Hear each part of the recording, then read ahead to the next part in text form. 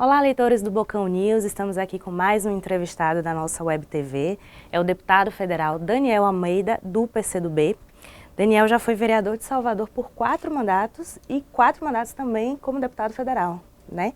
É presidente do PCdoB da Bahia e líder do PCdoB na Câmara Federal. Já viu muita coisa, né, deputado? Com certeza. Depois dessa caminhada, dessa trajetória, passamos por muitas etapas, muitas fases da vida política da Bahia e do Brasil. Deputado, o assunto do momento, como todos sabem, é a Operação Lava Jato, o pagamento das propinas, muita gente daqui do estado da Bahia também envolvido, né? Com isso, já gerou-se uma crise política no país, né, inevitável, e eu queria saber se o senhor acredita que há recuperação da imagem do governo com esse momento que a gente passa. Olha, estamos no curso de uma crise que é econômica. O Brasil sofre em função de problemas econômicos do mundo que nos afeta e da própria condução que se tem aqui no país, desemprego, paralisação das atividades econômicas, obras e etc. Isso produz naturalmente um grande impacto, uma crise política que afeta o Congresso Nacional, afeta o Executivo, uma crise de confiança, de credibilidade e me parece fundamental que nós tenhamos capacidade de sair dessa crise sem interrupção do processo democrático, sem abalar as instituições. Se o governo vai recuperar a popularidade, se o Congresso recupera ou não o seu papel, tudo isso ainda é cedo para falarmos, mas seguramente nenhuma instituição, nenhuma liderança política pode estar acima da defesa que todos nós devemos fazer da democracia brasileira e da estabilidade institucional. Qualquer interrupção pode ter um prejuízo maior, ser mais grave do que qualquer saída individual ou qualquer salvação de qualquer liderança política. Agora, um outro assunto bastante comentado essa semana é o rompimento do presidente da Câmara, Eduardo Cunha. Eu queria saber do senhor o que o senhor tem ouvido lá pelos corredores, esse rompimento tem ganhado peso mesmo, acha que realmente vai mudar alguma coisa, né, na pauta do dia a dia lá da Câmara com esse anúncio oficial do presidente? Olha, primeiro isso que você conclui, foi um anúncio, porque ele nunca esteve com o governo. Ele não fez campanha para a Dilma, não votou na Dilma e nunca agiu como parceiro desse governo e desse projeto. Fez o anúncio de um rompimento pessoal, foi assim que ele fez. Não é, portanto, um rompimento institucional. Mas é óbvio que não é possível separar o papel dele como presidente da Câmara da relação da própria instituição com o poder executivo. É importante que a gente acompanhe esse processo. Eu fiquei preocupado porque ele deu um tom de revanche, um certo ódio. Isso não deve prevalecer na ação política e muito menos vindo de um representante de um poder. A harmonia entre os poderes é fundamental para que o país funcione. Ninguém está obrigado a pensar e agir igual. Uma instituição, um líder político pode pensar diferente, mas não pode pegar sua opinião e colocar acima dos interesses mais gerais. Acho que ele cometeu um erro no tom que deu, da forma que fez aquele anúncio do rompimento. Ficou isolado, ninguém o acompanhou.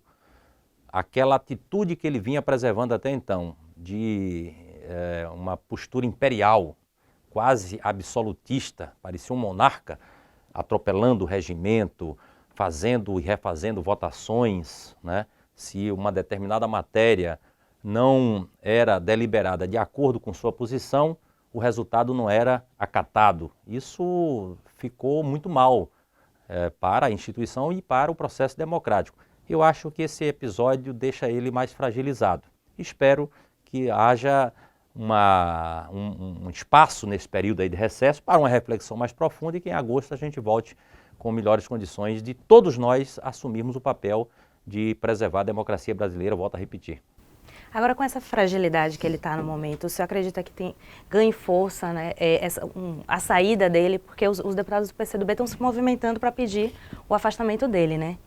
Muitos parlamentares falam sobre esta possibilidade. Se alguém está sendo investigado e esse alguém representa a instituição, essas investigações produzem indícios graves e existem informações bastante importantes que merecem uma investigação com profundidade sobre o envolvimento ou não do Eduardo Cunha. Eu acho que num momento como esse, o mais adequado seria o afastamento da função que ele exerce como presidente da Câmara, até mesmo para se liberar e se dedicar à sua defesa. Ele diz que tem defesa a fazer e todos temos direito de defesa, de ser defendido. Ninguém é culpado até prove em contrário. Mas estamos no partido analisando a crise, analisando a circunstância e vamos ver se esse é um melhor caminho ou não. Porque também você entrar num processo de debate sobre o afastamento de alguém que exerce um cargo de presidente da Câmara pode ser traumático. É preciso ver se o melhor caminho é esse, o que produz os melhores resultados por essa via. Vamos aguardar, vamos dialogar. Uhum. A senhora acha que a partir de agora haverá uma oposição maior ao governo Dilma com esse anúncio oficial? Ou como o senhor falou, ele já está mais fragilizado e as coisas tendem a ficar mais amenas? Acho que a partir da posição dele não altera o quadro, até mesmo porque alguns imaginavam que este anúncio poderia ganhar o apoio da oposição, que já está instalada na casa, do PSDB, do DEM, e isso não aconteceu. A oposição acabou ficando distante dessa posição que o Eduardo adotou. Eu não imagino que isso altere o ambiente de oposição e situação na Câmara. Sinto até que alguns setores do governo, da base do governo, com esse movimento buscam se coesionar mais, se unificar mais. Ainda ontem e durante essa semana estive em Brasília conversando com muita gente e sinto isso. Olha, nesse momento é preciso que estejamos mais perto do governo, principalmente para encontrar saídas. Já passou do momento de nós pararmos de falar de ajuste fiscal, de crise e encontrar saídas que retomem o crescimento, que preserve os empregos, que a economia volte a funcionar em nome da sociedade brasileira, daqueles que são as principais vítimas desse processo, que são os trabalhadores. Se nós ficarmos mais 6 meses falando em ajuste fiscal, falando em crise com a Petrobras sem cumprir os seus contratos, com as empreiteiras sem poder contratar pessoas, com obras paralisadas, aqui na Bahia nós temos a FIOL, né? Nós temos o Porto Sul, nós temos muita coisa que precisa ser retomada. E se nós pararmos de falar de crise e encontrarmos saída, melhor. Isso não quer dizer que nós vamos deixar de apurar tudo, investigar tudo. Aqueles que são identificados como criminosos, que fizeram coisas mal feitas, tem que ser punido. Mas uma coisa é punir o cidadão, outra coisa é punir a empresa, punir a instituição, punir a Petrobras. Isso tem que ser separado. Portanto, esse é o grande esforço que nós vamos fazer daqui para frente. Uhum. Deputado, vamos falar um pouquinho agora sobre a reforma política, né? Com as aprovações, as últimas aprovações, a gente vê que pouco se mudou, né? E o que está faltando para a base, de fato, conseguir aprovar o que tanto a sociedade pede, né, desde as últimas manifestações? A base não está conseguindo se organizar, de fato, para aprovar essas pautas que são defendidas pela sociedade?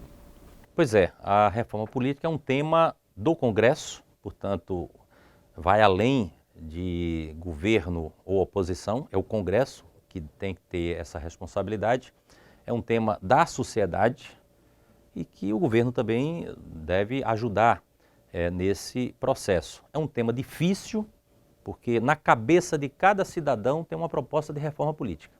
Se você consulta os 513 deputados, os 81 senadores, cada um tem uma diferença sobre o que pensa de reforma política.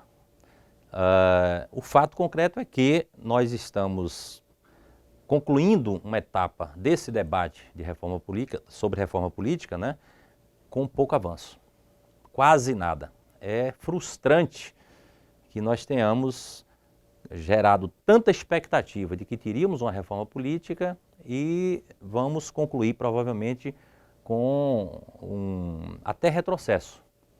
Ao invés de avançar, nós estamos produzindo coisas que pioram o ambiente político brasileiro. Por exemplo, não mudamos o sistema eleitoral, não mudamos o sistema de financiamento, que é o grande problema do modelo político brasileiro, o financiamento empresarial.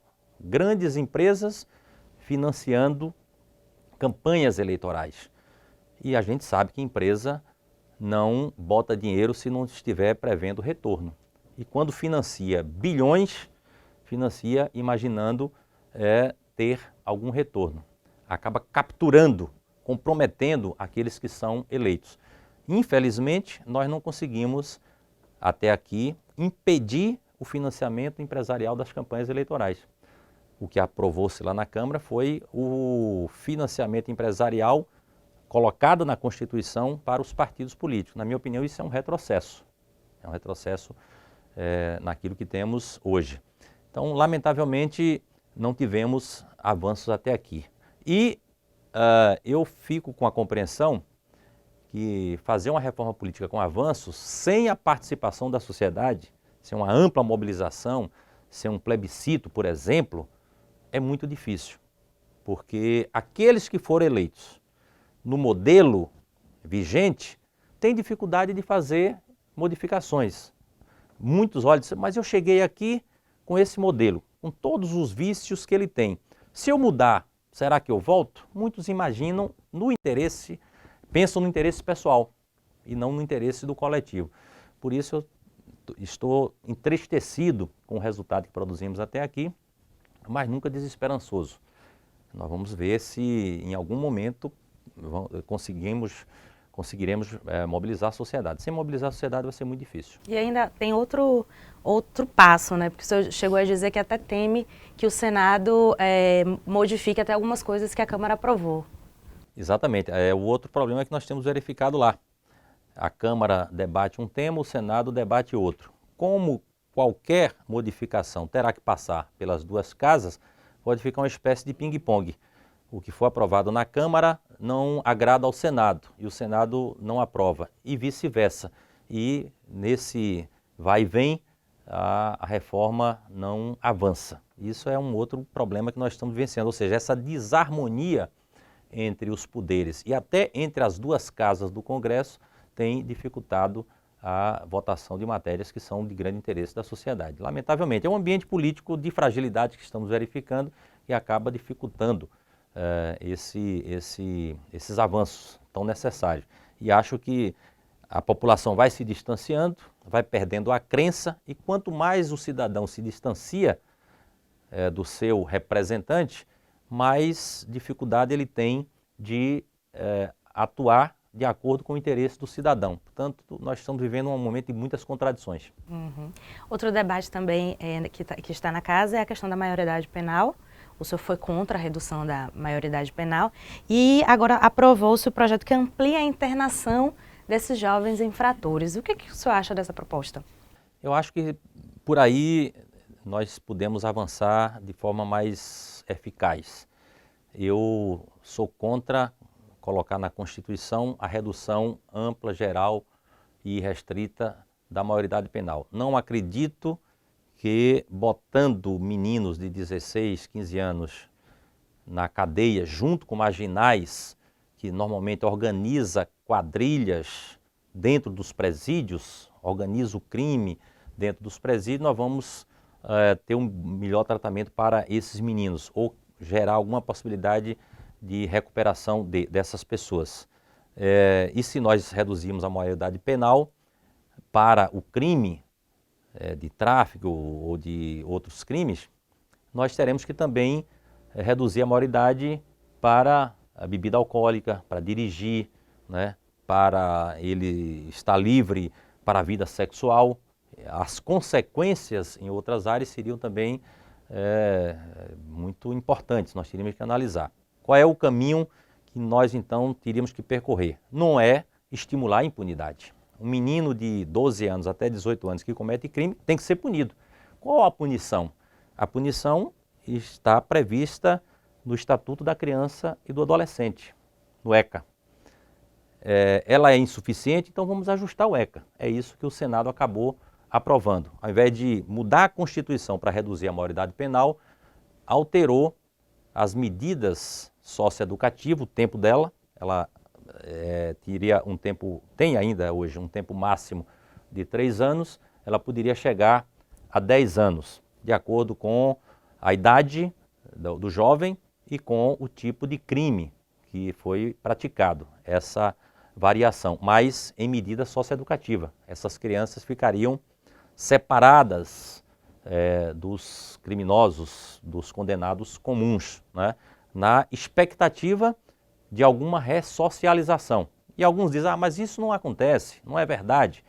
Bom, o sistema nosso é muito frágil, mas os dados demonstram que a criança ou jovem que vai para esses centros de medidas socioeducativas, eles têm uma reincidência, depois que cumpre a pena, de 30 e poucos por cento, em torno de 30 a 32%. Nos presídios comuns, a reincidência é de 70%. Portanto, é evidente que esse sistema ele é mais eficaz, ele produz melhores resultados do que você colocá-los nos presídios comuns que nós temos hoje, que são uma verdadeira escola do crime. Exatamente. Deputado, outro assunto que a gente tem comentado aí é essa movimentação de algumas possíveis mudanças nos ministérios, né? A gente até conversou essa semana sobre isso e com o rompimento de Cunha, a base teria até pedido para o governo Dilma, né, para a cúpula do governo, de fazer algumas mudanças, né? No caso, aumentou-se a possibilidade do ministro da Casa Civil, Aloysio Mercadante, sair e no lugar ir Jacques Wagner. Só acredita que isso possa realmente acontecer? Em algum momento haverá alguma alteração no governo. 6 meses de governo é um tempo muito curto para verificar se uma experiência, se deu certo ou não. Normalmente no meio do governo se faz este ajuste. Em momentos de crise, temos que pensar em saídas, e essas saídas podem implicar em mudanças de peças dentro do governo, ou de agregar pessoas novas, buscar novos caminhos. E isso sempre se fez, em todos os governos. Eu penso que em algum momento a Dilma terá necessidade de fazer isso. É evidente que aqueles que fazem parte do núcleo central do governo não têm conseguido encaminhar as respostas necessárias. Aconteceu uma modificação recente, que foi o deslocamento do Michel Temer para o papel de articulador político. Acho que produziu algum resultado nas votações do chamado ajuste fiscal lá no Congresso, essa movimentação, mas o núcleo central do governo, liderado pelo Mercadante, teria que produzir saídas para retomar o desenvolvimento, retomar o crescimento econômico, retomar a proteção dos empregos, e acho que isso não está sendo feito de forma satisfatória. Quem seriam as pessoas que poderiam passar por modificação, se especula muito. Fala-se sempre no ex-governador Jacques Wagner. Eu penso e acho que o governador Jacques Wagner está sendo subutilizado. Ele é uma figura de expressão política de grande relevância para o país, dentro do PT, tem uma capacidade de articulação indiscutível e está sendo pouco utilizado. Mas cabe à presidenta Dilma fazer essa análise. Nós não podemos também passar a ideia que nós vamos descobrir um salvador da pátria. De repente chega alguém que resolve tudo. Não é assim.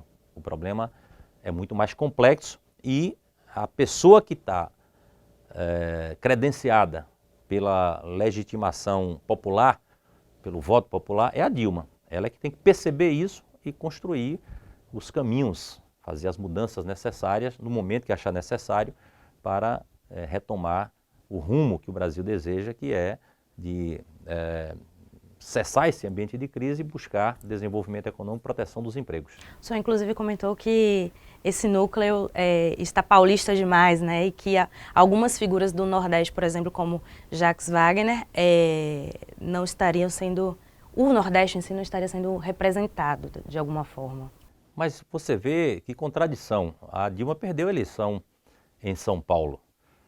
E o ministro da Educação é de São Paulo. O da Saúde é de São Paulo. O da Casa Civil é de São Paulo. O ministro de Portos é de São Paulo. Nós temos o ministro da Comunicação é de São Paulo, do Ministério das Comunicações. O ministro das Relações de Comunicação, o Edinho Silva, é de São Paulo. Então, São Paulo tem quase a metade dos ministérios, os mais importantes, num lugar que a presidenta perdeu a eleição. E mesmo que ela tivesse ganho em São Paulo, esse equilíbrio geográfico, na distribuição dos espaços, é desejável. O Nordeste ela teve a maior quantidade de votos e tem um número muito reduzido de participantes no governo. A bancada do Nordeste tem 151 deputados e tem uma presença um pouco expressiva. Eu acho que nós temos que levar em conta também esse aspecto de participação geográfica e apoio popular, votos que ela teve. Isso precisa corresponder à composição do governo. Infelizmente não tem correspondido. Tá certo. Deputado, agora vamos falar sobre política na Bahia. Quantos prefeitos e vereadores, mais ou menos, o PCdoB estima fazer nas próximas eleições? Nós vamos trabalhar para fazer um número mais expressivo. A nossa meta é termos em torno de 100 candidatos a prefeitos e prefeitas. Tem 13 pré-anunciados aí, né? Nós temos 13 prefeitos, né, no estado. Na eleição anterior de 2012 nós tivemos 42 candidatos, elegemos 13. Agora nós queremos ter 100 candidatos. Vamos ver se chegamos lá.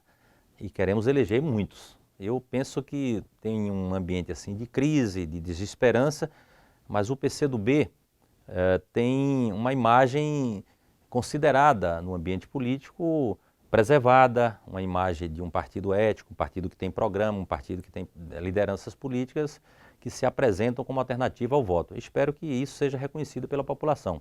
Vamos trabalhar nesse sentido, sempre levando em conta o campo político que nós atuamos. Nós temos compromisso aqui com um projeto liderado pelo governador Rui Costa.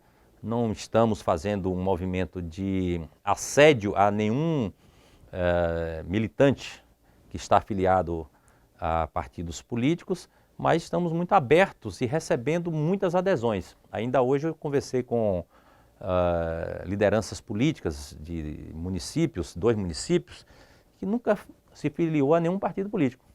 E que agora, nesse ambiente, diz, olha, eu quero dar minha contribuição. E acho que o PCdoB pode ser esse canal. É nessa expectativa que nós estamos buscando construir a nossa ampliação. Agora, aqui na Bahia, há uma certa queixa aí, principalmente com o secretário de Relações Institucionais, o Josias Gomes, de uma falta de diálogo, de concessões de cargos. O PCdoB tem 2 secretarias, né? Está satisfeito com o que recebeu aí do governo Rui Costa? Não tem partido que fique satisfeito. Se você perguntar a qualquer um deles, vai dizer, olha, eu acho que merecia um pouco mais. E para o governador é sempre muito difícil fazer essa repartição de espaços, levando em conta critérios, não só quem apoiou, mas o critério técnico, a capacidade de contribuir que cada partido, que cada militante pode oferecer. É sempre uma dificuldade. Nós não estamos satisfeitos, mas achamos que o governador fez um esforço muito grande para equilibrar a composição do seu governo. Feita essa primeira etapa, que foi a distribuição do primeiro e do segundo escalão, está se fazendo um debate agora sobre o chamado terceiro escalão, os cargos regionais. Eu acho que já perdemos muito tempo. Quanto mais tempo para preencher esses cargos, mais dificuldades, mais disputa, mais insatisfação. Tem que estabelecer critério, o governador decide e preenche esses cargos. É isso que nós temos cobrado do governador. E o secretário Josias, que é uma pessoa muito competente, terá grande dificuldade se não for com base em critério e num tempo curto, né? Se ele não tiver capacidade de administrar essas disputas. Às vezes lá na base, né, o detalhe, né, tem uma frase que diz: o diabo mora no detalhe. E às vezes é um pequeno detalhe, parece ser coisa pequena, mas tem uma expressão muito grande. Essa é a fase que a gente está vivendo agora. Eu estive com o governador na semana passada e disse isso a ele: olha, encerra esse negócio de distribuição de cargo, porque o que a gente quer é cuidar de estradas, de escola, das ações, né, do governo. O governo existe para isso, né? Os espaços são compostos para que as coisas andem. Inclusive, no mês passado, vocês tiveram reuniões com o Jonas Paulo, lá em Brasília, para definirem justamente esses cargos do terceiro escalão. O senhor chegou a indicar os seus cargos? Como é que ficou esse andamento dessas questões? Já foi resolvida ou não? Ainda não. A última conversa que tive com o governador na quinta-feira da semana passada foi exatamente para dizer isso a ele. Primeiro tem que estabelecer o critério. Não pode o governador sacar do próprio bolso: olha, eu quero que em cada lugar fique fulano ou beltrano, o partido A ou o partido B. É muito difícil para o próprio governador ou mesmo para o Josias ter o domínio de toda essa realidade que é complexa e é grande, né? Portanto, tem que estabelecer um critério.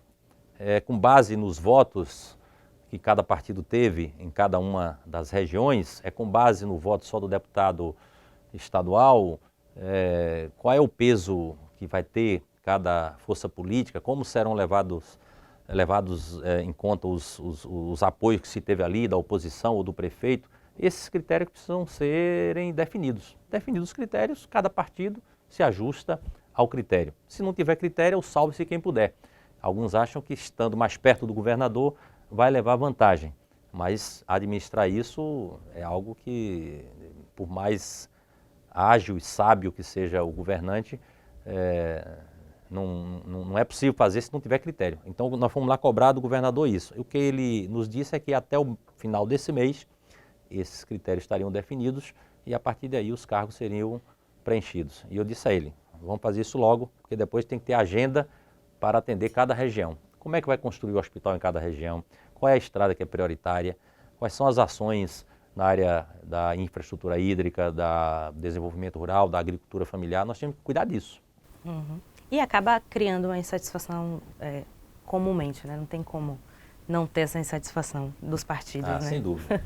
Agora, é por conta dessa insatisfação, por exemplo, que o PCdoB praticamente aí já lançou a pré-candidata à Prefeitura de Salvador, Alice Portugal. Como é que vocês estão vendo essa questão das eleições aqui na capital baiana? Não é por causa de nenhuma insatisfação, é pela necessidade que cada partido tem de crescer, se fortalecer. Todos os partidos se organizam na expectativa do poder.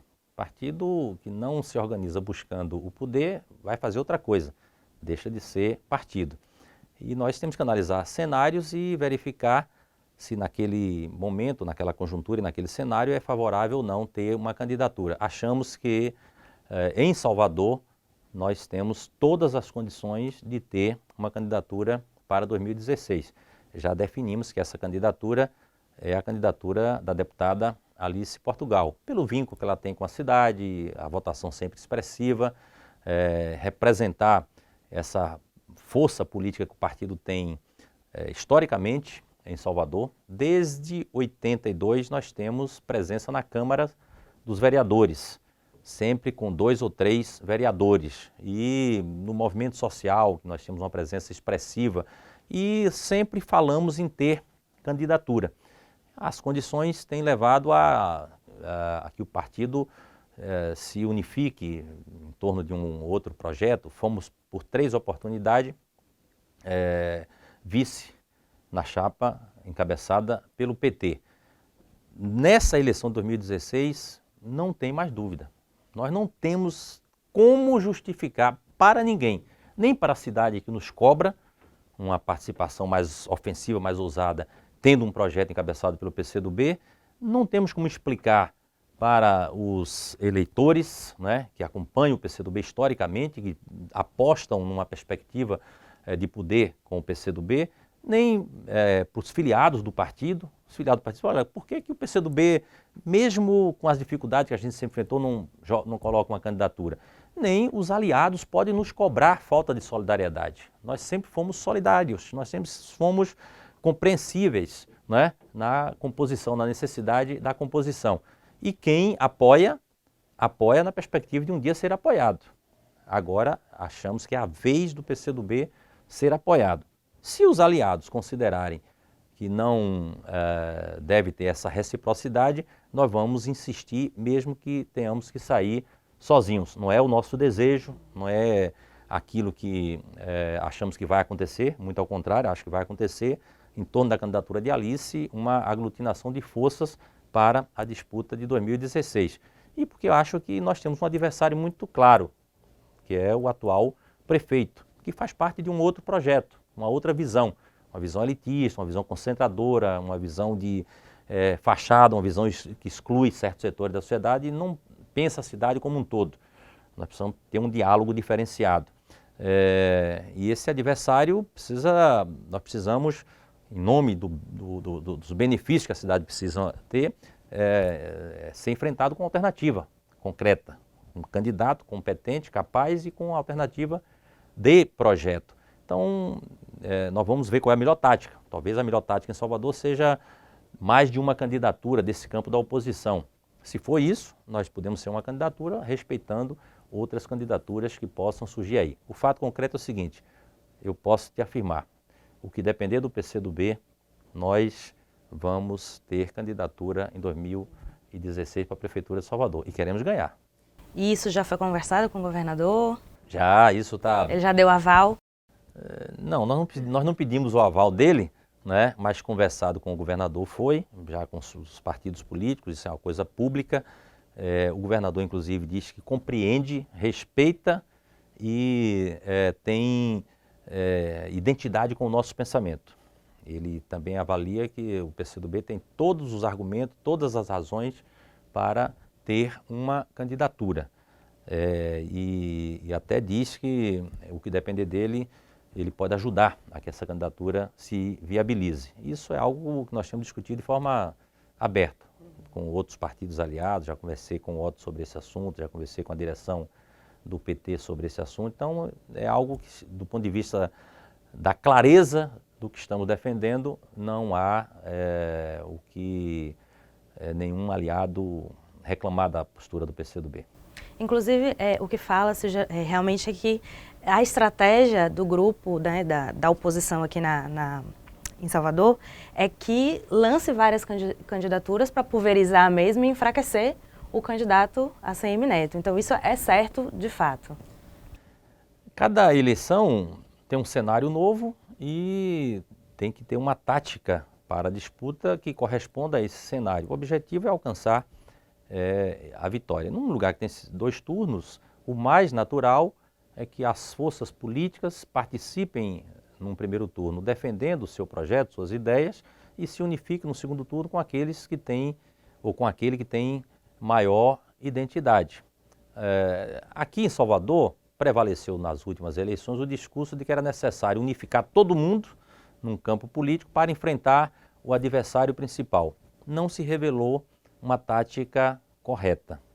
Não foi isso que produziu os resultados que se esperava, né? Na última eleição foi assim. A candidatura de Alice foi retirada no último minuto com esse argumento de que era necessário unificar todas as forças da base do governo do Estado para derrotar o adversário principal. Portanto, acho que está claro agora, nessa disputa que vem, que o melhor cenário é esse, de termos algumas candidaturas com o compromisso de estarmos juntos em torno do mesmo projeto. Qual é o projeto que unifica tudo isso?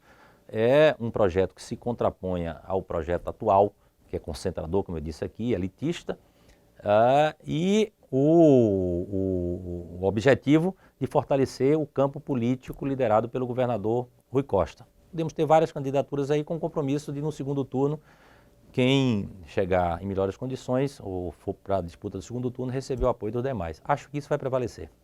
Agora, uma pergunta. Essa forma do PT de querer sempre ser o protagonista nas eleições, como aí o senhor comentou, né, que na outra eleição precisou juntar os esforços e tal. Isso incomodou, e principalmente incomoda os partidos da base, e dessa vez realmente decidiram que não, vamos seguir o nosso próprio caminho e não vamos nos unir em torno de uma candidatura só. Isso incomoda? Olha, cada partido tem um jeito de se organizar, tem objetivos, né? E todos desejam protagonizar as disputas, liderar os processos. Nada a condenar nessa postura de cada partido político. O que não pode é colocar seu interesse acima dos interesses coletivos e achar que é merecedor de apoio sempre e nunca ter capacidade de apoiar. Quando se faz alianças, nós temos que levar em conta que quem apoia tem condições também de receber apoio. Acho que o PT já foi mais radical nesse aspecto, já teve mais dificuldade de fazer aliança. Ao longo da sua trajetória, foi compreendendo que não dá para caminhar sozinho. Espero que nessa disputa que vem, de 2016, se faça um passo adiante. Você tem razão, ele sempre teve muita dificuldade de compreender a necessidade de apoiar, né? Deu resultado, cresceu, governa o Brasil há 13 anos, né? Governa a Bahia também há 9 anos, vai fazer 9 anos, né? Isso deu um bom crescimento ao PT, mas todas essas ações têm um limite. Acho que agora eles chegaram à conclusão, estão chegando à conclusão, primeiro ouço muito isso, de que é necessário ter maior reciprocidade, apoiar e ser apoiado. Então vamos esperar que isso aconteça e se eles não compreenderem, responderão pelas consequências. Aliás, já existem algumas, né? Mas aí agora essa mudança de estratégia do PT não seria de fato porque neste momento a imagem do PT está mais enfraquecida? Não é simplesmente mudamos agora porque queremos ser recíprocos, né? É todo um momento político. A realidade vai impondo, né? A vida vai demonstrando erros, acertos, ajustes a ser feitos. Acho que o PT, ao longo dessa trajetória, alcançou muitos êxitos, muitas vitórias, mas tem também erros. E acho que isso é uma realidade, ou seja, nesse momento, com as dificuldades que tem, vai compreendendo que a necessidade de fazer alianças, de respeitar os aliados, de compartilhar mais com os aliados, é uma necessidade até mesmo para a sobrevivência, não só do PT como de todos que fazem parte do projeto. Acho que isso é real, é objetivo. Deputado, agora a última pergunta só para a gente encerrar. Qual a pauta do PCdoB para os próximos meses em relação às eleições e qual a pauta da Câmara na volta aí do recesso? Olha, o PCdoB está numa fase de renovar suas direções municipais e estadual. Nós vamos realizar uma conferência estadual nos dias 30 de outubro e 1º de novembro. Antes disso, faremos todas as chamadas conferências, que alguns chamam de convenção municipal, todos os municípios da Bahia. Queremos ter presença nos 417 municípios, discutindo também o projeto eleitoral em cada um deles, né? Portanto, essa é uma trajetória que leva o PCdoB a ter uma intensa atividade política, organizativa, filiação de novos quadros até 1º de novembro. Depois disso, cuidar dos cenários, da montagem de chapa e etc. para a disputa de 2016. O retorno do funcionamento da Câmara em 4 de agosto, está muito aguardado esse retorno, porque tem o desdobramento dessa crise política, o papel do Eduardo Cunha na retomada, mas tem uma agenda que ele já anunciou que é bom a gente estar atento. Primeiro, votação do segundo turno de destaque da reforma política, muita coisa ainda não foi votada. Segundo, a redução da maioridade penal, tema polêmico, que volta para uma deliberação no segundo turno lá na Câmara dos Deputados. Depois, ele está pautando a apreciação de contas do Executivo. Tem contas desde 94 sem julgamento por parte do Congresso. E esse é um debate sempre tenso. Depois tem CPIs que vão ser instaladas, vão ser mesmo como elas vão funcionar, né? Portanto, além daquilo que já é denso do ponto de vista político, Lava Jato, CPI da Petrobras, etc., nós temos aí um cenário de intenso debate que a sociedade brasileira deve acompanhar. Mas eu espero que, ao lado disso, nós tenhamos outras medidas, né, que o governo deve adotar. Nós temos o plano de proteção do emprego que o governo lançou e que foi regulamentado essa semana para criar condições de proteção do emprego. Nós temos algumas medidas provisórias que o governo está anunciando para retomar a economia, liberar recursos do orçamento, Minha Casa Minha Vida 3, que a presidenta disse que vai lançar agora em agosto para 3.000 novas unidades. Eu espero que nós gastemos mais a nossa energia, acompanhemos mais de perto essas ações de retomada do que esse ambiente de crise. Tá certo. Deputado, obrigada pela sua participação. Volte sempre quando precisar. Obrigada mesmo. E obrigado a você, leitores do Bocão News, que esperaram até o final da nossa entrevista. E fique atento que no decorrer da semana tem mais entrevistados. Obrigada.